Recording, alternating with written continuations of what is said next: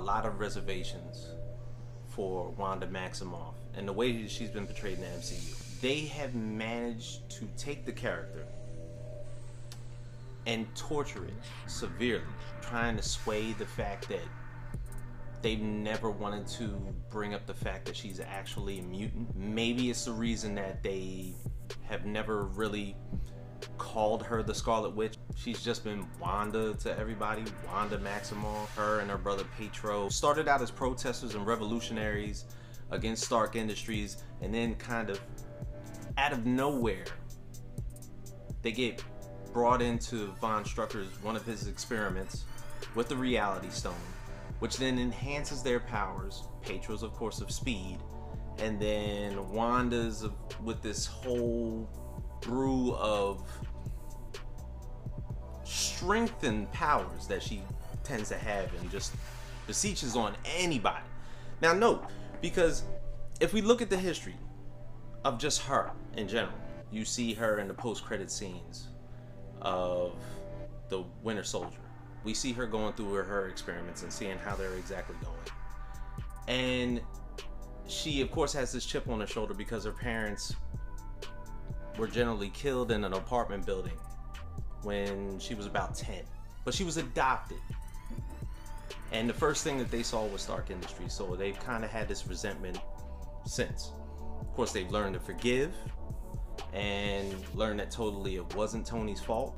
Joined the Avengers because they felt like they were kind of used as puppets in Ultron's game, or better yet, in Hydra's big play around this whole thing, or better yet, maybe even the fact that the Infinity Stones were even brought on Earth brought them to the fact that, okay, maybe we should figure out the bigger deal here. Pietro, of course, unfortunately dies.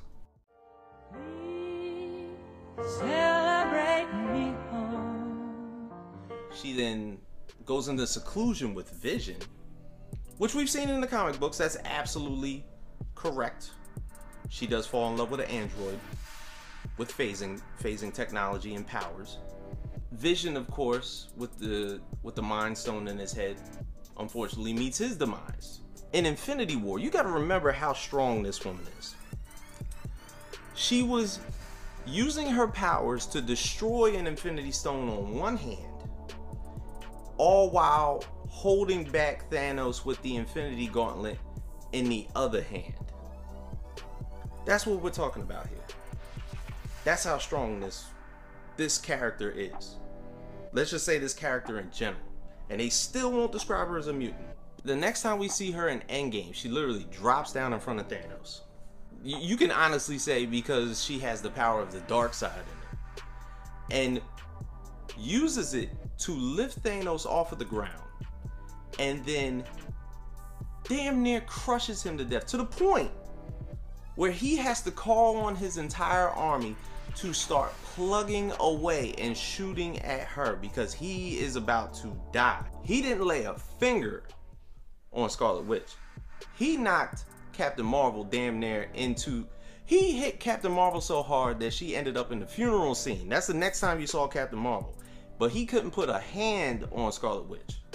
Her next evolution, of course, is going to be in this Disney Plus series, WandaVision, which I think is where we're going to see Wanda Maxiimoff unravel. This is her unraveling. This whole sitcom where she still feels that she is with Vision and that she can play up an entire reality in her mind and it can be okay.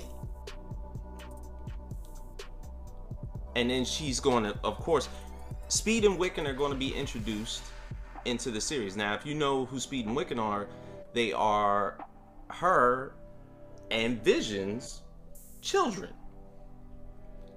Biologically possible? No. Comic book accuracy? Correct. I see a cameo with Doctor Strange because the next time that we see her is in the Multiverse of Madness.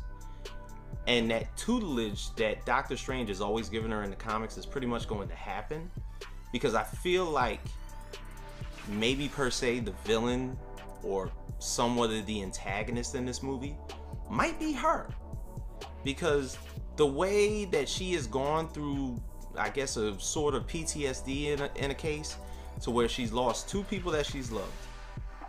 Her world is pretty much upside down, to the point where she has to create realities for herself. And now she has to go on to the tutelage of Doctor Strange in order to get everything back right. To kind of get on like an even playing field. And then note, we haven't even hit the fact that when the X-Men get introduced, is she finally going to meet her real father? And we all know who that is. But let me know what you guys think. Do you think that Wanda's evolution in the MCU has proven her to be the strongest Avenger, proven her to be the strongest character, or that her arc is just going to be substantially better than anybody else's? Feel free to like, comment, and subscribe to us at the Partynerdz YouTube page. Hit me up, Grandmaster FAQs, on IG or Twitter. And stay tuned for more developments. Partynerdz go. Jump up in the air. Jump up, don't be scared. Jump up, don't be scared. And your cares will soar away.